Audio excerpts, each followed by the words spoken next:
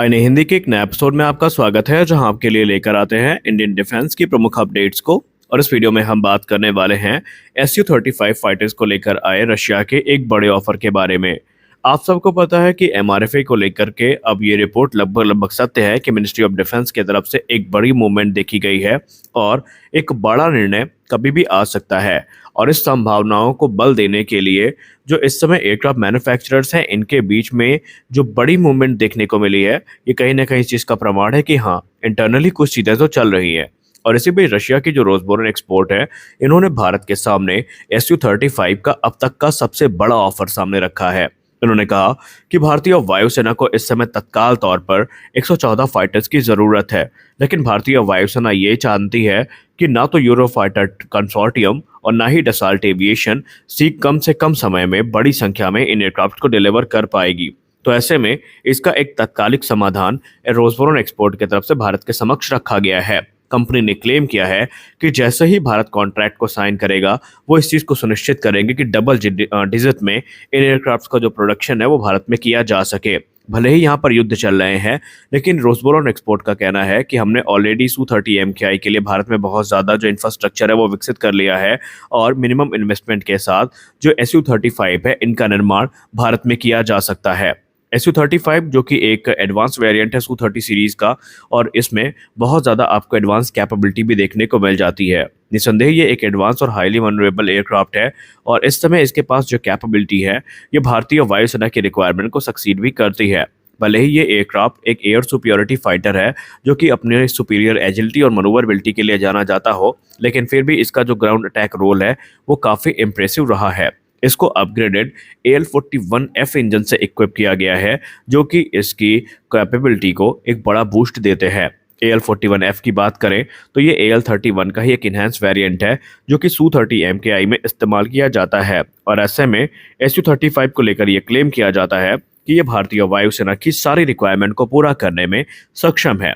एक और की एडवांटेज जो आपको SU-35 में देखने को मिलेगा, वो होने वाला है कि रोजबोरन एक्सपोर्ट कहती है कि जो कंपैटिबिलिटी है SU-35 की भारत के SU-30 MKI के साथ, ये काफ़ी बढ़िया होगी, क्योंकि बहुत सारे सिस्टम ऐसे हैं जो कि क्विकली स्विच किए जा सकते हैं और ये एयरक्राफ्ट कंपैटिबल बना रहेगा। इनको मेंटेन करना भी भारत के लिए कोई बड़ा चैलेंज नहीं होगा, क्योंकि SU-35 को लेकर रोजबोरन एक्सपोर्ट का कहना है कि भारत इनको बहुत जल्दी अडॉप्ट कर लेगा और ऐसे में जो ऑपरेशनल ट्रांजिशन है ये काफ़ी स्ट्रीमलाइन होगा और ट्रेनिंग टाइम भी काफ़ी रिड्यूस होगा और मेंटेनेंस कॉस्ट भी काफ़ी कम आएगी, क्योंकि भारत पहले से इस प्लेटफॉर्म से काफ़ी ज़्यादा परिचित है।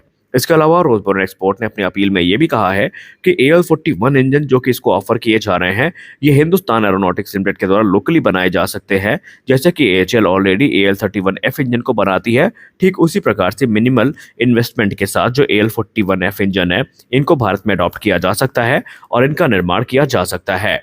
और जब बात लोकल प्रोडक्शन की आएगी तो ये मेक इन इंडिया इनिशिएटिव के अंतर्गत होगा और इसमें बहुत सारे जो स्पेयर्स हैं ये लोकली मैन्युफैक्चर भी किए जाएंगे। हालांकि टेक ट्रांसफर की कोई भी बात नहीं की गई।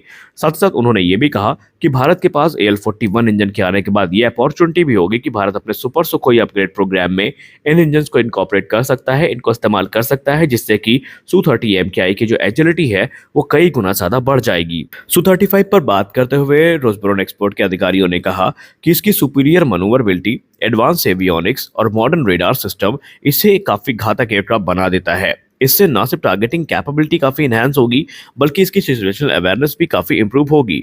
और SU-27 की तुलना में जो परफॉर्मेंस अपग्रेड है वो तो आपको देखते ही मिलता है, क्योंकि इसमें जो थ्रस्ट वेक्टरिंग नोजल्स हैं और एक इन्हांस्ड एयर फ्रेम है वो इस्तेमाल किया गया है, जो कि इसको एक स्ट्रॉन्ग एज देता है डॉग फाइट में। और आपने यूक्रेन युद्ध में देखा ही है कि एयर टू एयर कॉम्बैट में ये कितना बेहतरीन परफॉर्म करता है। एडिशनली उन्होंने ये भी कहा कि हम सबसे बड़ा ऑफर भारत को जो कर रहे हैं वो होगा इंडियन मेड वेपन सिस्टम का इंटीग्रेशन। उन्होंने कहा कि आप सब जानते हैं कि इस समय इकलौता रशियन प्लेटफॉर्म ही है भारत के पास जहां पर भारत अपने रिक्वायरमेंट के हिसाब से मॉडिफिकेशन कर पा रहा है, और वो प्लेटफॉर्म है Su-30 MKI, जहां पर पहले भारत ने अस्त्र मार्क 1 को इंटीग्रेट किया, फिर अस्त्र मार्क 2 की टेस्टिंग चल रही है, भविष्य में अस्त्र मार्क 3 आपको देखने को मिलेगी, फिर Rudram mark 1, Rudram mark 2, Rudram mark 3 और सबसे घातक ब्रह्मोस सुपरसोनिक क्रूज मिसाइल का इंटीग्रेशन भी आपने जो Su-30 MKI है इसमें होता देखा। तो ऐसे में हम आपको विश्वास दिला दिलाते हैं कि अगर भारतीय वायुसेना Su-35 सुपर फ्लैंकर को सिलेक्ट करती है तो यहाँ पर भारत के पास अपॉर्चुनिटी होगी कि सारी मिसाइल्स जो Su-30 MKI में इंटीग्रेट करी गई हैं वो सारी चीज़ें आपको Su-35 में भी देखने को मिल जाएंगी। और ये भारत के लिए एक बहुत बड़ा गेम चेंजिंग स्टेप साबित हो सकता है, क्योंकि इससे इस एयरक्राफ्ट के पास अनमैच्ड एयर टू एयर और air to ground attack capability होने वाली है, जो फिलहाल किसी भी फाइटर में आपको देखने को नहीं मिलेगी। उन्होंने ये भी कहा कि ये फाइटर एयरक्राफ्ट हम विशेषतः भारत की रिक्वायरमेंट के हिसाब से मॉडिफाई भी कर सकते हैं। भारत जो जो मॉडिफिकेशन कहेगा हम उसके लिए तैयार हैं। हालांकि आपको बता दें कि एक्सपर्ट्स ये मानते हैं कि Su-35 है, इसकी कैपेबिलिटी में हम संदेह नहीं कर सकते, क्योंकि इसने अपनी कैपेबिलिटी को प्रूव तो किया है। लेकिन रशिया यूक्रेन युद्ध में हमने ये भी देखा है कि जब बहुत ज़्यादा कॉन्टेस्टेड एयर स्पेस आता है तो वहाँ पर ये जो है काफ़ी ज़्यादा स्ट्रगल भी करता है। इसने चैलेंजेस को फेस किए हैं। हाँ, टेक्नोलॉजिकल एडवांसमेंट है, इससे हम इनकार नहीं कर सकते, लेकिन फिर भी जो लॉसेज हैं वो इसके हुए हैं। हालांकि कुछ एक्सपर्ट्स ये भी मानते हैं कि युद्ध होता है, युद्ध में कोई भी अजेय नहीं होता है। ये बात होती है कौन किसको पहले डिटेक्ट करता है, और अगर एयरक्राफ्ट पहले रडार सिस्टम को डिटेक्ट कर लेता है तो चांसेस है कि जो एयर डिफेंस सिस्टम है उसको एलिमिनेट किया जाए। लेकिन कहीं अगर एयर डिफेंस सिस्टम एयरक्राफ्ट को जल्दी डिटेक्ट करता है तो ये भी चांसेस हैं कि एयरक्राफ्ट मार गिराया जाए। लेकिन हम इससे भी इनकार नहीं कर सकते कि Su-35 का एक जो बड़ा साइज़ है ये इसके लिए एक माइनस पॉइंट साबित होता जा रहा है, क्योंकि बड़े साइज़ के चलते इसको जल्दी ही डिटेक्ट कर लिया जाता है और ये एनिमी रडार की पकड़ में आ जाता है। लेकिन जब बात कैपेबिलिटी की होती है, स्ट्राइक कैपेबिलिटी की होती है, तो इस एयरक्राफ्ट का कोई भी सानी नहीं है। आपको बता दें कि बहुत लंबे समय तक जो Su-35 है ये ठंडे बस्ते में था, और एक समय ये भी माना गया था कि अब रशिया इसको लेकर इंटरेस्टेड नहीं है।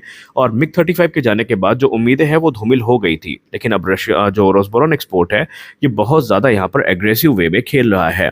एक और बड़ी बात शायद आपको वो चौंका दे कि Su-57 जो कि रशिया का 5th जनरेशन फाइटर एयरक्राफ्ट है, आमतौर पे आपने इसको रशिया में ही ऑपरेट होते देखा, लेकिन हाल ही में ये चाइना में है। चाइना में ये एक युद्ध अभ्यास में पार्टिसिपेट करने पहुंचा है, और ये Su-57 का पहला युद्ध अभ्यास है जो कि रशिया से बाहर हो रहा है, और संभावनाएं बहुत प्रबल है कि ये आपको एरो इंडिया 2025 में देखने को मिल सकता है। जी हाँ, इसके बारे में हम डिटेल में किसी और रिपोर्ट में बात करेंगे।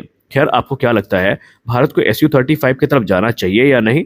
क्योंकि Su-30 जो एयरक्राफ्ट है Su-30 MKI, इसको लेकर एक्सपर्ट्स ये क्लेम करते हैं कि अपग्रेड के बाद बहुत हद तक इसकी जो कैपेबिलिटी है वो Su-35 के जैसे ही हो जाएगी। यानी सुपर सुखोई हमारा काफ़ी हद तक कैपेबिलिटी वाइज जो Su-35 है इसके जैसे हो जाएगा।